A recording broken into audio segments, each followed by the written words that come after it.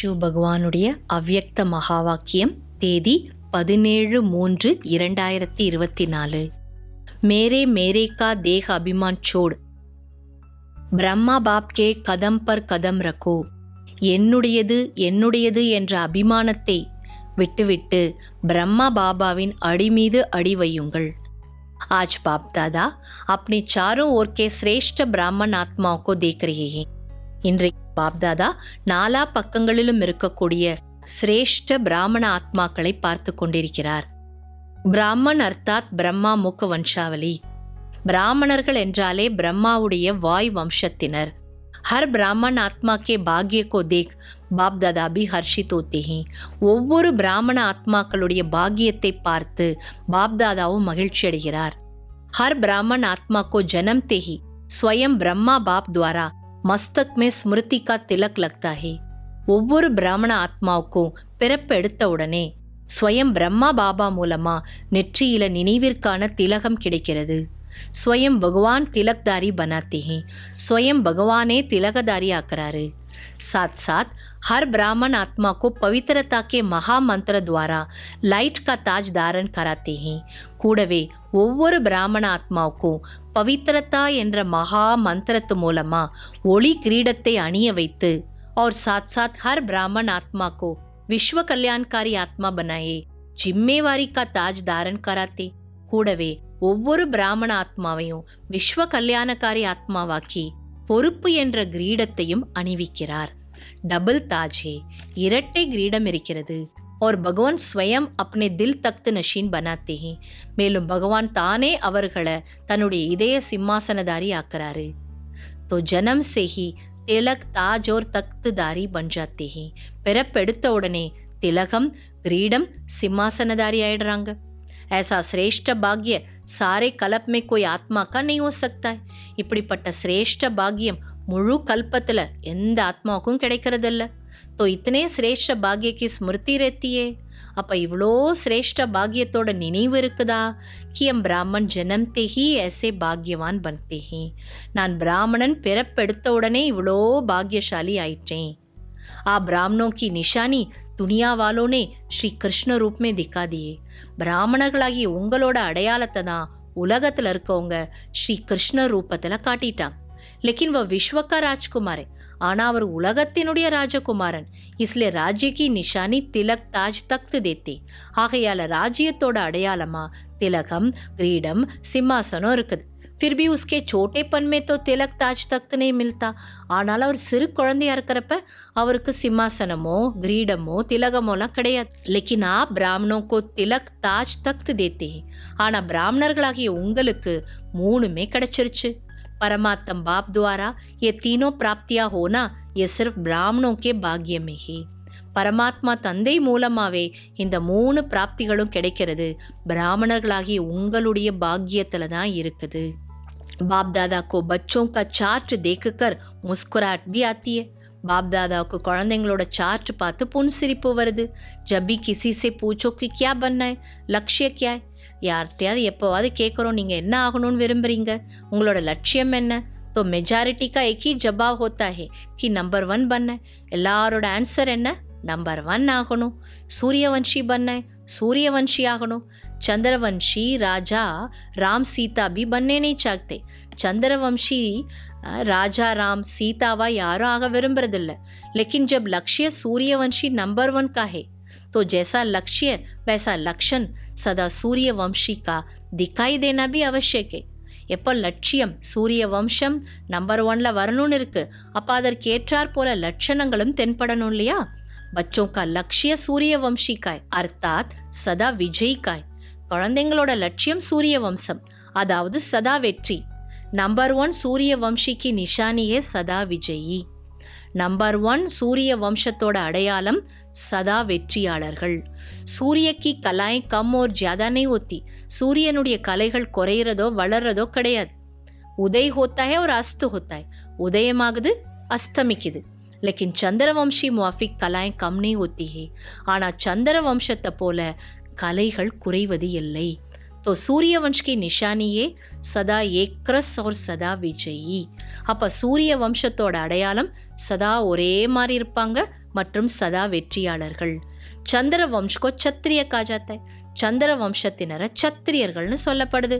சத்திரிய ஜீவன் மே கபி hour ஹோத்தி கபி ஜீத் ஹோத்தி. சத்திரிய வாழ்க்கையில சில நேரம் வெற்றி, சில நேரம் தோல்வி.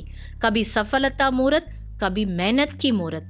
சில நேரம் வெற்றி மூர்த்தி, சில நேரம் உழைப்பின் மூர்த்தி. யுத்த கர்னா அர்த்தாத் மெஹனத் கர்னா. யுத்தம் செய்வது என்றாலே உழைப்பது. சந்திரவம்ஷ் கி கலா ஏக்ரஸ் நஹீ ஹோத்தி ஹை.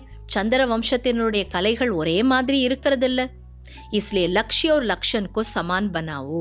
ஆகையால லட்சியம் மற்றும் லட்சணத்தை சமமாக்குங்க. பிரம்மா பாப் சமான் அர்த்தாத் சம்பூர்ணதா கி மஞ்சில் பர் பहुंचना. பிரம்மா பாபாவுக்கு சமம், அதாவது சம்பூர்ண தன்மையினுடைய லட்சியத்தை அடையணும். तो ब्रह्मा बाप वतन में आप सब बच्चों के संपूर्ण अव्यक्त फरिश्ते बनने का आवाहन कर रहे हैं. ब्रह्मा बाबा वदनத்தில் உங்க எல்லா குழந்தைங்களையும் சம்பூர்ண அவ்யக்த ஃபரிஷ்தா ஆகிறதுக்கான ஆவாகனம் செய்கிறார். ब्रह्मा बाप के आवाहन का गीत व मधुर आवाहन का आवाज सुनाई नहीं देता. பிரம்மா பாபாவுடைய அந்த வரவேற்பு பாடல், இனிமையான வரவேற்பினுடைய ஓசை உங்களுக்கு கேட்கலையா? ஆவோ பச்சே, மீட்டே பச்சே, ஜல்தி ஜல்தி ஆவோ. வாருங்கள் குழந்தைங்களே, இனிமையான குழந்தைங்களே, சீக்கிரம் சீக்கிரம் வாங்க. ये गीत व बोल सुनाई नहीं देता. இந்த பாடலோ வார்த்தைகளோ உங்களுக்கு கேட்கலையா? பிரம்மா பாப் கா ஆவாஸ் சுனோ, கேட்ச் கரோ. பிரம்மா பாபோடைய ஓசையை கேளுங்க, அந்த ஓசையை கேட்ச் பண்ணுங்க. பிரம்மா பாப் यही कहते हैं कि बच्चे 99 वर्ष का सोचते बोते क्या होगा. பிரம்மா பாபா இதைத்தான் சொல்றார். 99வது வருஷத்துல என்ன ஆகும்னு குழந்தைங்க யோசிச்சுட்டே இருக்காங்க. लेकिन अपने फरिश्तेपन के संपन्न संपूर्ण स्थिति में तीव्र गति से आगे बढ़ने का श्रेष्ठ संकल्प कम करते. ஆனா யோசிக்கிறாங்களே ஒழிய தன்னுடைய ஃபரிஷ்தா நிலை சம்பன்ன சம்பூர்ண ஸ்திதியில தீவிர வேகத்துல முன்னேறுவதற்கான சிரேஷ்ட சங்கல்பத்தை குறைவாதான் செய்றாங்க.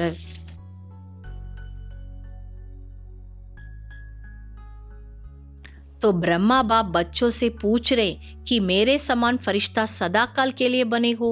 ஆகையால பிரம்மா பாபா குழந்தைங்கள்ட்ட கேட்கிறார், எனக்கு சமம் फरिश्तावाக सदा காலத்துக்கு ஆயிருக்கீங்களா? क्योंकि आप बच्चों को व्यक्त में रहते अव्यक्त बनना है. ஏன்னா குழந்தைங்களாகிய நீங்க வியக்தத்துல இருந்துகிட்டே அவ்யக்த நிலை அடையணும். ब्रह्मा बाप कहते हैं कि क्या 99 में समाप्ति करे. ब्रह्मा बाबा கேட்கிறாரா, 99வது ஆண்டுல சமாப்தி பண்ணிடலாமா? प्रकृति को एक ताली बजाएंगे और प्रकृति तो तैयार करिए. இயற்கைக்கு ஒரு கை தட்டினா போதும், அந்த ஓசைக்காக தயாரா இருக்குது. क्या फरिश्ते समान डबल लाइट बन गए हो. ஆனா நீங்க फरिश्ताவுக்கு சமம் डबल लाइट ஆயிட்டீங்களா? कम से कम 100 वाट ऐसे सदा विजयी बने हैं. குறைந்ததிலும் குறைந்தது 108 பேர் சதா வெற்றியாளர் ஆயிட்டீங்களா? जो किसी भी प्रकार के व्यर्थ और नेगेटिव संकल्प बोल व कर्म अर्थात सर्व के संबंध संपर्क में पास हो. அதாவது எந்த விதமான வீணான மற்றும் எதிர்மறையான எண்ணங்கள், வார்த்தைகள் மற்றும் செயல்கள் அனைவருடைய சம்பந்தம் தொடர்பிலையும் பாஸ் ஆயிட்டீங்களா? व्यर्थ व नेगेटिव यही बोझ सदा काल के लिए डबल लाइट फरिश्ता बनने नहीं देता है. ஒன்று வீணானது, இன்னொன்று எதிர்மறையான விஷயங்கள். இந்த ரெண்டு சுமை தான் சதா காலத்திற்கும் டபுள் லைட் ஃபரிஷ்தாவாக இருக்க விடுறதில்லை. तो ब्रह्मा बाप पूछते हैं इस बोझ से हल्के फरिश्ता बने. பிரம்மா பாபா கேட்கிறார், இந்த சுமையிலிருந்து இலகுவான ஃபரிஷ்தா ஆயிட்டீங்களா? அண்டர்லைன் ஹே சதா. அண்டர்லைன் பண்ணுங்க, சதா இருக்கோமா? மேரா மேரா இஸ்கோ ஹி தேக அபிமான் கா ஜாத்தா ஹை. என்னோடது என்னோடதுன்றது இதுதான் தேக அபிமானம். ஜஹா மேரா ஹோகா வஹா அபிமான் ஜரூர் ஹோகா. எங்க என்னோடதுன்னு இருக்கோ அங்க அபிமானம் கண்டிப்பா இருக்கும். சாஹே अपनी विशेषता प्रति हो. मेरी विशेषता, मेरा गुण, मेरी सेवा, ये सब मेरापन प्रभु प्रसाद है, मेरा नहीं. அது தன்னுடைய சிறப்புத்தன்மைகளா இருக்கட்டும், என்னுடைய சிறப்புத்தன்மை, என்னுடைய குணம், என்னுடைய சேவா, எசப் மேராப்பன், இது எல்லாமே என்னுடையது. இது பிரபு பிரசாத் ஹே, மேரா நெய். இதெல்லாம் பிரபு எனக்கு கொடுத்த பிரசாதம், என்னோடது கிடையாது. பிரசாத் கோ மேரா மான்னா ஏ தேகாபிமான். பிரசாதத்தை என்னுடையதுன்னு நினைச்சுக்கிறது தேக அபிமானம். ये अभिमान छोड़ना ही संपन्न बनना है. இந்த அபிமானத்தை விடுறது தான் சம்பன்னமாகுவது. इसलिए जो वर्णन करते हो फरिश्ता अर्थात न देह अभिमान न देहबान न भिन्न भिन्न मेरेपन के रिश्ते हो. ஆகையால் நாம் எதை வர்ணனை பண்ணுறோம்? ஃபரிஷ்தா. அதாவது தேக அபிமானம் கிடையாது, தேக உணர்வு கிடையாது, விதவிதமான என்னுடையது என்ற உறவுகள். ஃபரிஷ்தா அர்த்தாத் ஏ ஹத்துக்கா ரிஷ்தா கதம். ஃபரிஷ்தா என்றாலே இந்த எல்லைக்குட்பட்ட உறவுகள் முடிந்து விட வேண்டும். तो अब क्या तैयारी करेंगे? அப்போ இப்போ என்ன தயாராக போறீங்க? பிரம்மா பாப் கா ஆவாஜ் அட்டென்ஷன் சே சுனோ. பிரம்மா பாபாவுடைய ஓசையை கவனம் கொடுத்து கேளுங்க. ஆவாகன் கர் ரஹி ஹி, உங்களை வரவேற்று கொண்டிருக்கிறார். பாப் கேத்தே ஹே சமாப்தி கா நகாடா பஜானா தோ போத் சேஜ். பாபா சொல்றார், சமாப்தியினுடைய முரசை ஒலிக்க வைக்கிறது ரொம்ப சகஜம். ஜப் சாஹே தப் பஜா சக்தே, எப்போ விரும்புகிறோமோ அப்போ அதை ஒலிக்க வைக்க முடியும். லேக்கின் கம் சே கம் சத்யுக் ஆதிக்கே 9 லாக் தோ எவரடி ஹோனா. ஆனால் அதுக்கு முன்னாடி குறைந்ததிலும் குறைந்ததிலும் குறைந்தது சத்யுக ஆதி காலத்தோட 9 லட்சம் பேர் எவரடி ஆகணும்ல. சாஹே நம்பர்வார் ஹோ, நம்பர் 1 தோ தோடே ஹோங்கே. அவங்க வரிசை கிரமமாக இருக்கலாம், நம்பர் 1 கொஞ்சம் பேர் தான். கம் சே கம் 108 நம்பர் 1, குறைந்ததிலும் குறைந்தது 108 பேர் நம்பர் 1. 16,000 நம்பர் 2, 16,000 பேர் நம்பர் 2, 9 லாக் நம்பர் 3, பிறகு 9 லட்சம் பேர் நம்பர் 3. लेकिन इतने तो तैयार हो जाए. ஆனால் அவங்களாம் தயாராகணும் இல்லையா? ராஜதானி तो तैयार होनी चाहिए, राज्यम तैयाराகணும் இல்லையா? अभी रिजल्ट में बाप दादा ने देखा वर्तमान समय माया का स्वरूप नेगेटिव और व्यर्थ संकल्प का मेजॉरिटी में है. இப்போ ரிசல்ட்டில் பாப் தாதா பார்த்தது என்ன? நிகழ்காலத்தில் மாயாவுடைய ஸ்வரூபம் நெகட்டிவ் மற்றும் வீணான எண்ணங்களா மெஜாரிட்டி பேர்கிட்ட இருக்குது.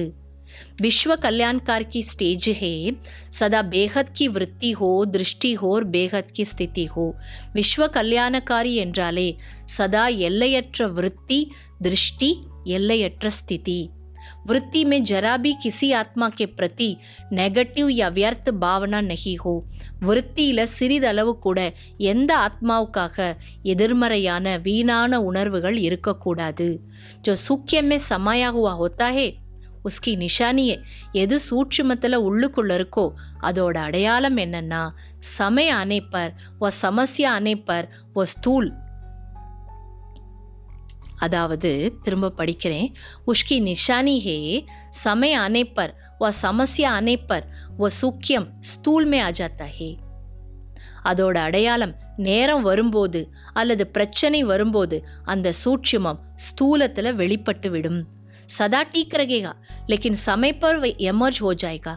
सदा சரியாக தான் இருப்பாங்க, ஆனால் நேரம் வர்றப்ப அது எமர்ஜ் ஆகிடும். ஃபிர் சோச்தே ஹே ஏ ஹை ஹி ஏசா. அதுக்கப்புறம் என்ன சிந்தனை வருமா? இவங்க இப்படித்தான், ஏ பாத் ஹி ஏசியே, இந்த விஷயமே இப்படித்தான். ஏ வியக்தி ஹி ஏசா ஹே, இந்த மனிதர்களே இப்படிதான். வியக்தி ஏசா ஹே लेकिन मेरी स्थिति शुभ भावना बेहद की भावना वाली है या नहीं है. அவங்க எப்படி வேணா இருக்கலாம், ஆனால் என்னோட ஸ்திதி சுப பாவனை, எல்லைக்கு அப்பாற்பட்ட பாவனையாக இருக்கா அல்லது இல்லையா? அப்னி கல்தி கோ செக் கரோ, தன்னுடைய தவறை சோதனை செய்யுங்கள்.